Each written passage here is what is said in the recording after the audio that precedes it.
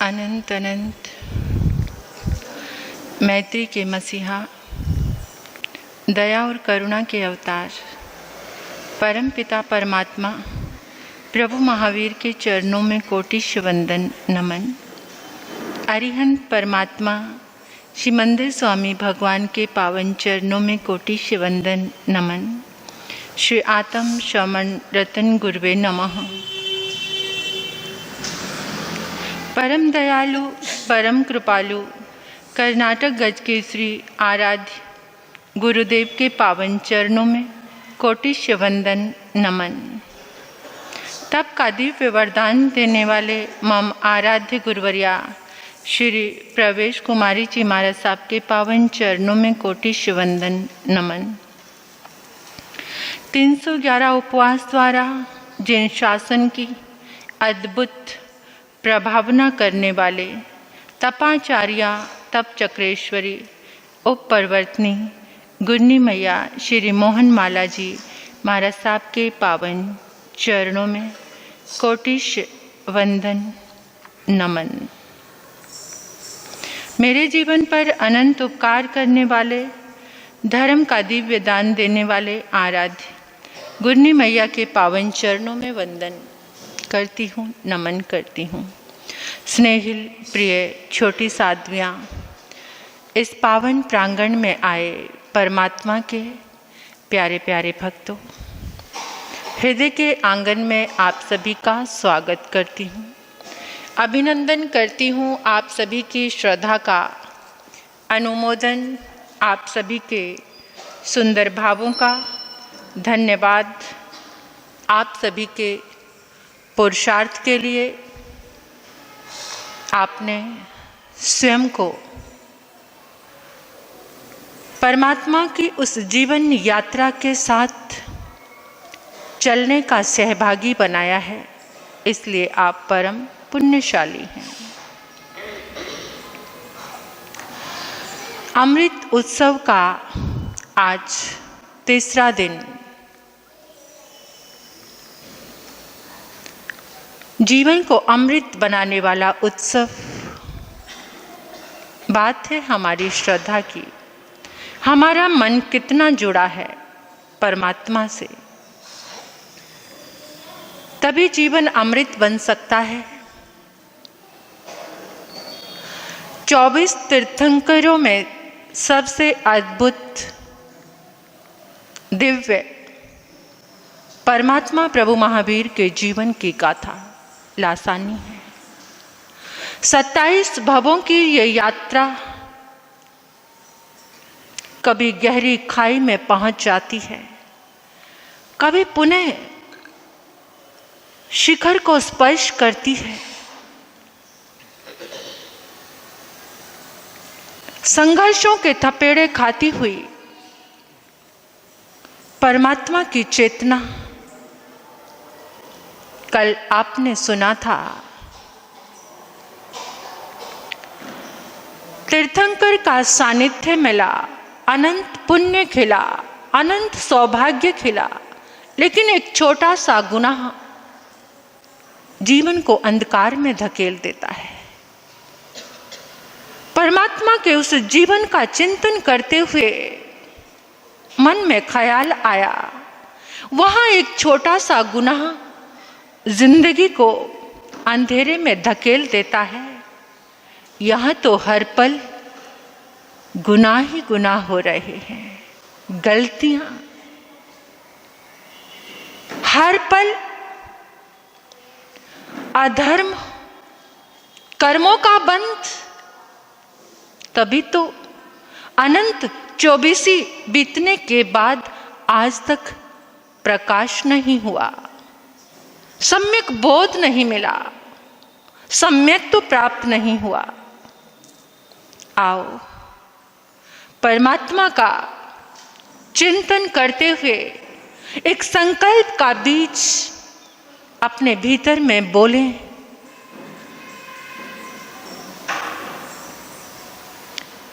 कि हमें ऐसा सदपुरुषार्थ करना है कि हमारे जीवन में भी सम्यक बीज आए। जीवन में धर्म ना होते हुए अपने आप को धर्मात्मा कह के पेश करना, ये जीवन का सबसे बड़ा श्राप है, सबसे बड़ा पाप है। मरीचि के पास भक्ति थी, लेकिन धर्म नहीं था। धर्म ना होते हुए भी उसने कहा कि मेरे पास भी, हल्की सी जबान से सिर्फ इतना सा कहा।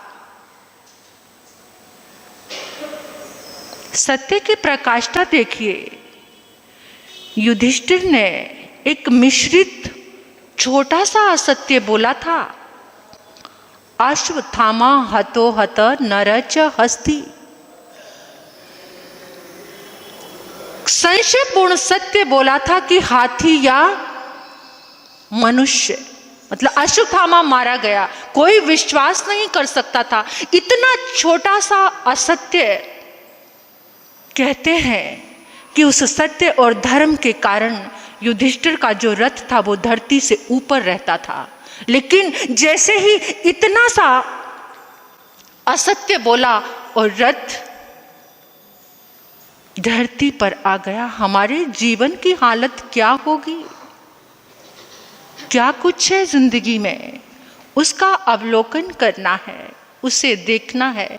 कम से कम जितने पल हम यहाँ रहते हैं उतने पल तो परमात्मा के साथ रह सकते हैं, उतने पल तो हम सरल रह सकते हैं।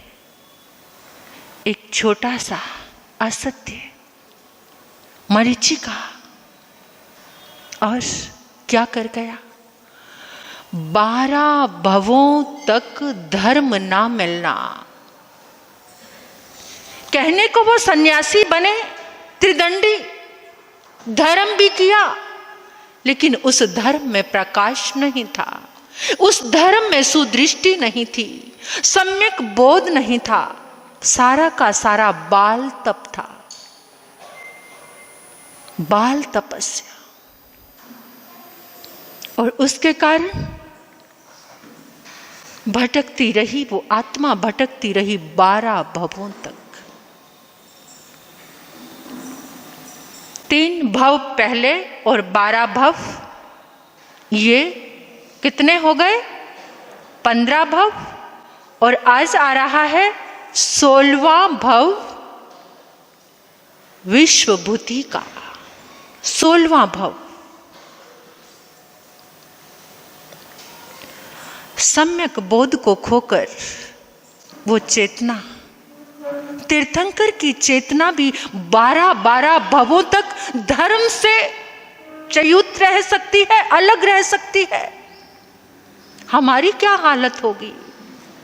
आज पुण्य खिला है, जिन शासन में श्वास लेने का अवसर मिला है, इस अवसर को खोना बहुत बड़ी मूर्खता है। तो आओ, खो जाते हैं उस धर्म में, चिंतन में, उस प्रकाश में, कि जहां जिंदगी का अंधकार मिट जाएगा। पिछले वर्ष ये महावीर गाथा करते हुए कुछ गीत मैंने प्रभु के इन भवों पर लिखे, जिसे आप निरंतर सुन रहे हैं। तो आज पहले एक गीत गाऊंगी मैं प्रभु का, फिर उसके बाद कुछ प्रारंभ करेंगे। प्रभु की वो 16वें भव की यात्रा में हम शामिल हो जाएंगे, जीवंत करेंगे परमात्मा को अपने भीतर, अपने हृदय में बसाएंगे। वीर प्रभु की पावन गाथा, वीर प्रभु की पावन गाथा, सुन लो और सुना लो, महावीर गुण गा लो, महावीर गुण गा लो। वीर प्रभु को दिल में बसा कर, वीर प्रभु को दिल में बसा अंतर शुद्ध बना लो। महावीर गुण गा लो, महावीर गुण गा लो। विश्व भूति के भव में महावीर शूरवीर योद्धा थे। अपने मर्यादा में रहकर सबको सुख देते थे। राजा के थे परम प्रियवर, राजा के थे परम प्रियवर। गुण महिमा तुम गा लो, जीवन सफल बना लो, जीवन सफल बना लो। वीर प्रभु की पावन गाथा सुन लो और सुना लो। महावीर गुण गा लो, महावीर। छल किया एक दिन मिल सबने, टूट गया वो शेरा। अपनों का व्यवहार देख कर छाया घोर अंधेरा। अपना यहाँ पर कोई नहीं है, अपना यहाँ पर कोई नहीं है। गुरु शरण अपना लो, वीर की महिमा गा लो। महावीर गुण गा लो, वीर प्रभु को दिल में बसा कर जीवन शुद्ध बना लो। महावीर गुण गा लो, महावीर। बन गया साधु विश्व भूति, फिर तप में समय गुजारा। भूल न पाया अपमान स्वयं का, प्रतिशोध मन धारा। किया नियाणा बेच तपस्या, क्या किया नियाणा बेच तपस्या। खुद को खाई में डालो, महावीर गुण गा लो, महावीर गुण गा लो। वीर प्रभु की पावन गाथा, वीर प्रभु की पावन गाथा सुन लो और सुना लो। महावीर गुण गा लो, महावीर गुण गा लो। वीर प्रभु को दिल में बसा कर अंतर शुद्ध बना लो। महावीर गुण गा लो, महावीर गुण गा लो। रोम रोम को झकझोरने वाला सत्य आपके समक्ष आ रहा है। पढ़ते सुनते भीतर में एक तूफान सा उठता है। कैसे होगा कल्याण? परमात्मा प्रभु महावीर की चेतना का मरीचि के बाद की भटकन 12 भवों की और उसके पश्चात उस चेतना को जन्म मिलता है गहनतम अहंकार परमात्मा के दरबार में हुआ। क्या? कुल की श्रेष्ठता का, महानता का छोटा सा अहंकार इतना पतन की ओर ले गया। इस पाप से बच जाना। कभी गुरु के दरबार में आकर कोई दान देकर, कोई धर्म करके अहंकार को भीतर आने ना देना। मैं सबके बीच में श्रेष्ठ। कौन क्या कर सकता है? मैं ही तो हूं, मेरे बलबीती चल रहा है ये सब। ये अहंकार तुम्हारा विनाश कर देगा। कृतज्ञता लेकर आओ, विनम्रता। परमात्मा ने मुझे चुना ये सद्कार्य करने के लिए। मैं सौभाग्यशाली हूं, मेरे जीवन में ये अवसर आया है। विनम्र हो जाओ। अहंकार का फल बहुत कड़वा है, बहुत कड़वा जहर, किंपाक फल है, जो खाने में मधुर लगता है, देखने में लुभावना लगता है, लेकिन परिणाम अति भयंकर है। कुल की श्रेष्ठता का जो अहंकार, महावीर की चेतना, महावीर बनने तक हर भाव में छोटे भाई के यहां छोटे पुत्र के रूप में जन्म होता है। कभी बड़ा पुत्र ना बन सकी, राज सिंहासन का उत्तराधिकारी नहीं बन पाई वो चेतना। ऐसे जन्म मिले।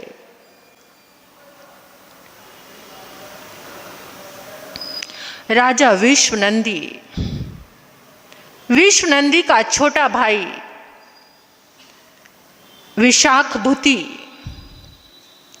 विशाखभूति का बेटा है विश्वभूति,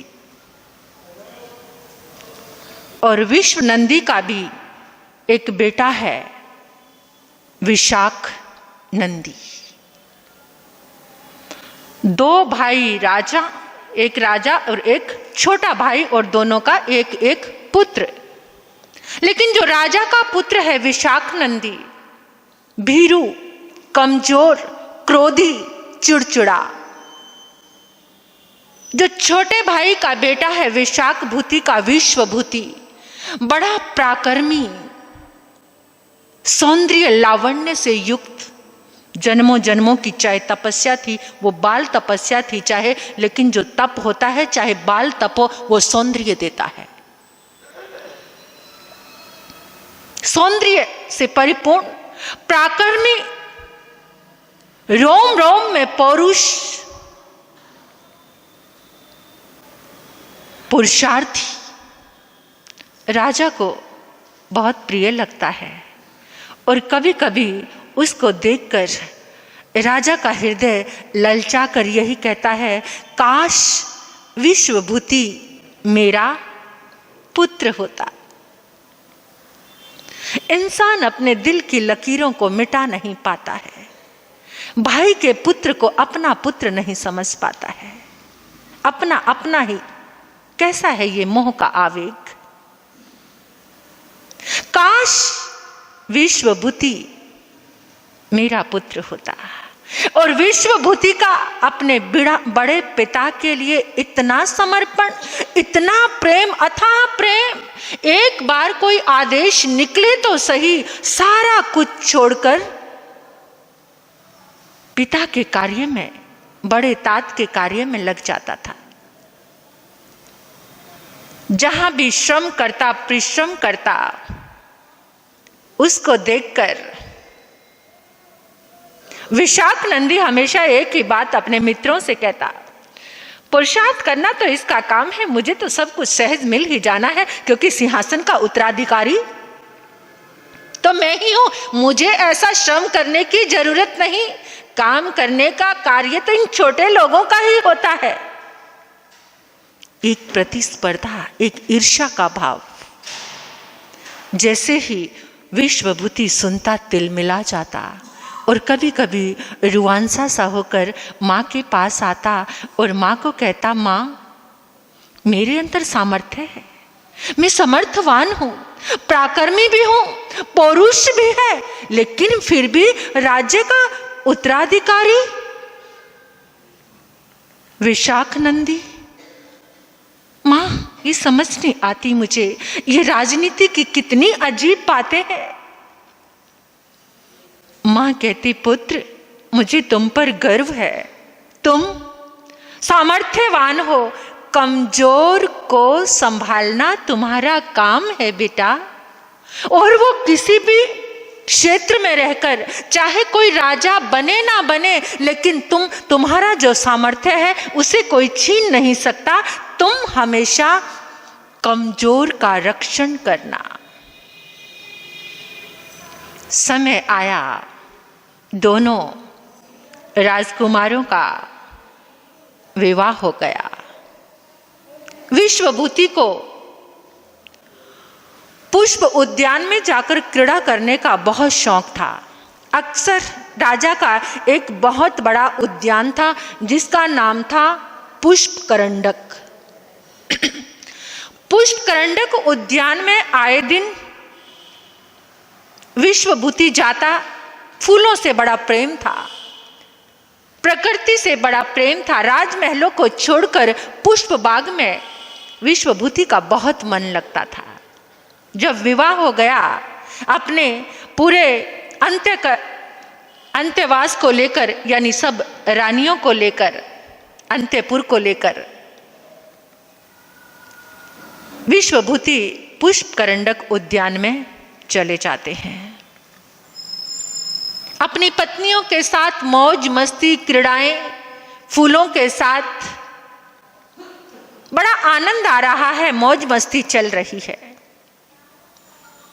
राजमहल की दासियां पुष्प उद्यान में पहुंची पुष्प लेने के लिए, और वहां देख रही है कि विश्वभूति अपनी रानियों के साथ बड़ी मस्ती से क्रीड़ा कर रहे हैं। दासियां, राजमहलों की हालत देख लेना। शुरू से ही दासियों ने क्या किया है, आई राजमाता के पास और आकर कहने लगे, राजमाता आपका जीवन तो व्यर्थ है। ऐसा क्या हो गया? राजमाता,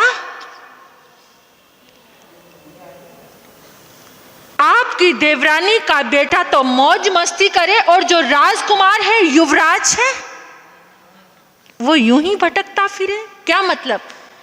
अरे विश्वभूति उद्यान में जाकर अपनी पत्नियों के साथ कितनी क्रीड़ा कर रहा है, मौज मस्ती से रह रहा है, और आपका बेटा तो लगता है वो भिखारी जैसा है, अनाथ जैसा है, कोई उसकी तरफ ध्यान ही नहीं देता, ना उसके पास कोई मस्ती है, ना कोई मौज है, और यूं ही बस इधर से उधर डोलता रहता है।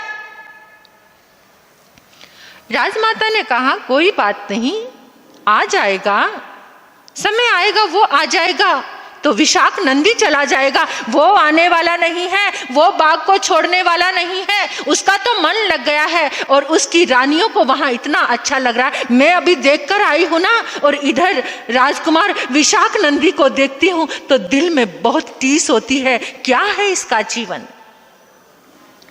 सीख पत्थर को फाड़ देती है। रानियां, राजा कानों के कितने कच्चे होते थे, देखा था ना? दशरथ के पूरे राजपाट को हिलाने वाली एक स्त्री मंत्रा, उसने क्या कुछ कर दिया, सारे के सारे राजपाट को तहस नहस कर दिया। ऐसी दासियों की सीख, और जो उस सीख में आ जाता है, आपके घरों में भी बाइयां रहती हैं। आपके घर का परिवेश कैसा है? पूरा परिवार अगर कोई तोड़ने की कोशिश करे तो सावधान हो जाना, टूटने मत देना। आज भी स्थिति वैसी की वैसी है, ऐसा ही चल रहा है आज भी। इस टूटन से अपने घर को बचा लेना। एकदम रानी ने सुना, सीधी कोप भवन में चली गई। पहले की व्यवस्थाएं होती थी ऐसे, अच्छी थी वो व्यवस्थाएं। आज तो रसोई में भी कोप भवन है ना? नाराज होकर, किसी से चिड़चिड़ाकर आप रसोई में आकर भोजन बनाते हो, सारे भोजन को विकृत कर देते हो। सारी वाइब्रेशन किस में चली जाती है? लड़ाई करके, झगड़ा करके, नाराज होकर। पहले कोप भवन होते थे, अच्छी व्यवस्था थी। वास्तु दोष की दृष्टि से देखा जाए तो घर दोष से बच जाता था, क्योंकि किसी को भी क्रोध आता, अपनी बात मनवानी होती तो सीधा कोप भवन में चले जाते। राजा को भी पता चल जाता था कि कोप भवन में गए हैं, कुछ ना कुछ क्रोध का अवसाद का कारण है। और आज आपके बेडरूम जो है वो कोप भवन है। आपका पूरा घर ही कोप भवन है। जहां जहां आपका क्रोध निकल रहा है, जहां जहां झगड़ा हो रहा है। ये व्यवस्था बड़ी अच्छी थी। रानी कोप भवन में चली गई, राजा को पता चला। राजा दौड़ा आया, क्या बात है महारानी, आप परेशान हो गई, क्या हुआ? आपको क्या लेना देना है? आप तो अपना सिंहासन संभालो, वो भला और आप भले। बात क्या है बताओ तो सही। अरे आए दिन विश्वभूति मौज मस्ती करता है मेरा बेटा, यूं ही इधर से उधर। क्या बना दिया है आपने उसको? उसका जीवन तो अनाथ जैसा हो गया है। कोई बात नहीं, ये तो एक व्यवस्था बनाई हुई है। आज विश्वभूति गया है, वो उद्यान से बाहर आएगा तो विशाख नंदी चला जाएगा। नहीं, आज के आज ही विश्वभूति उद्यान से बाहर होना चाहिए। अगर ये नहीं हुआ तो मैं कोप भवन से बाहर आने वाली नहीं हूं। राजा ने समझाने की कोशिश की, लेकिन सत्ता आपके हाथ में है और मेरा बेटा बहुत गड़बड़ हो गई। राजा गुलाम हो गया रानी का। राजा ने कहा, चिंता मत करो, आज ही सूर्य अस्त होने से पहले विश्वभूति उद्यान से बाहर हो जाएगा। राजा चिंतित है, क्योंकि विश्वभूति को प्यार करता था, उसकी असलियत को जानता था, उसकी काबिलियत को जानता था कि काबिल कौन है, अच्छा कौन है, श्रेष्ठ कौन है। लेकिन मोह जो होता है ना, वो श्रेष्ठता को भी नकार देता है। राजा आया, राज दरबार में आया, मंत्री ने पहचान लिया। परेशान हो? क्या बात है? कोई बात नहीं। नहीं नहीं, परेशान हो। और मंत्री ने अंदर का सत्य उगलवा लिया। और कोप भवन में जितना वार्तालाप हुआ, राजा ने सारा का सारा, जब तुम अपने घरेलू मामलों में किसी दूसरे को शामिल करते हो तो घर को बचाना। घर की बात जो बाहर करता है, समझ लो कि घर की इज्जत उसने बाहर निकाल दी है। घर के मामले को घर में बैठकर जितना हो सके उसे सुलझाना चाहिए। दूसरों से राय लोगे, लोग बहुत अच्छे नहीं हैं इस दुनिया में। सब तोड़फोड़ करके, सब बिखरे हुए को देखकर खुश होते हैं। बहुत कम है जो सत्य पे चलने वाले हैं। और आज इंसान क्या कर रहा है? ये घर क्यों टूट रहे हैं? घर की बहू बाहर बात कर रही है, घर की सास अगर अपने परिवार की बाहर बात कर रही है, पिता ने बेटे की इज्जत बाहर उछाल दी, तो कौन उसका सम्मान करेगा? कोई नहीं करेगा। बस मंत्री को तो क्लू मिल गया और राजा को कहा, घबराओ मत, बाकी सब कुछ विश्वभूति के पास संदेश नहीं जाएगा बाहर आने का। आप सामने नहीं आओगे, पीछे से सब कुछ हो जाएगा, आप बस इस मंत्री का कमाल देखते रहो। ऐसा षड्यंत्र रचा एक गुप्तचर को बुलाया। गुप्तचर को बुलाकर एक खनकती हुई सिक्कों की थैली उसको थमाई, कुछ गुप्त मंत्रणा की और गुप्तचर कहने लगा, चिंता मत करो मंत्री जी, आपका काम हो गया। आज भी चल रहे हैं ऐसे काम। षड्यंत्र से किसी भी युग का पीछा नहीं छूटा है। आज भी ये षड्यंत्र यूं ही बरकरार हैं। परिस्थिति परिवेश उनको पेश करने का ढंग बदल गया है, बाकी सब कुछ तो चल ही रहा है। चाहे समाज देख लो, चाहे परिवार देख लो, जहां भी देखो कहीं ना कहीं हर कोई षड्यंत्र का शिकार हो ही जाता है। मंत्री ने एक भेरी बजवाई, युद्ध की भेरी। युद्ध की भेरी बजी और कहां पहुंच गई? गूंज कहां सुनाई दे गई? विश्वभूति को। विश्वभूति एकदम हैरान हो गया, युद्ध की भेरी बजी, तात ने मुझे निमंत्रण भी नहीं भेजा, मुझे बुलाया भी नहीं। विश्वभूति सबको छोड़कर, रानियों को छोड़कर तुरंत राजा के पास दौड़ा आया, आके प्रणाम किया और हाथ जोड़कर कहने लगा, तात, ताश्री, युद्ध की भेरी बज गई, क्या हुआ? किसने युद्ध करने की ठानी है हमारे साथ? पुत्र, वत्स, पुरुष सिंह सामंत ने युद्ध का निमंत्रण दिया है। उसकी ये मजाल, हमारे टुकड़ों पर पलने वाला वो छोटा सा राजा, उसने हमें युद्ध का निमंत्रण दिया है। तात, आप आराम से बैठो, जब तक आपका ये बेटा जीवित है आपकी तरफ कोई आंख उठाकर भी नहीं देख सकता। मंत्री ने कटाक्ष करते हुए कहा, क्या बात करते हो, जाओ जाओ उद्यान में मौज करो अपनी रानियों के साथ। अपनी रानियों से पूछ कर आए हो? मैं उनका स्वामी हूं, गुलाम नहीं। राजा को भी धक्का सा लगा, मैं तो अपनी पत्नी का गुलाम बनकर ये सब, क्योंकि कहीं ना कहीं तो सत्य अंदर होता है, कहीं ना कहीं तो आत्मा होती है जो एकदम जहां जाकर चोट लगती है। जब भी इंसान कोई गुनाह करने चलता है तो अंदर से एक चीख निकलती है। अगर उस चीख को सुनकर कोई रुक जाता है तो वो संभल जाता है, और जो उस चीख को दबाकर आगे निकल जाता है तो समझो वो भटक जाता है, वो अंधेरों में खो जाता है। और ऐसे ही जिंदगियां अंधेरों में खोई हैं।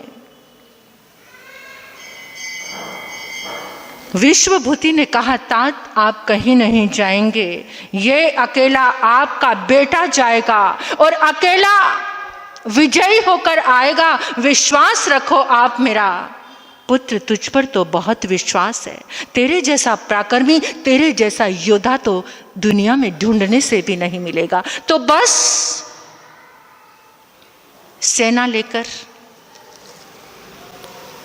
विश्वभूति चल पड़े।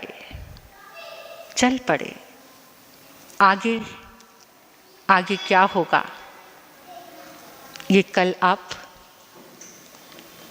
सुनेंगे।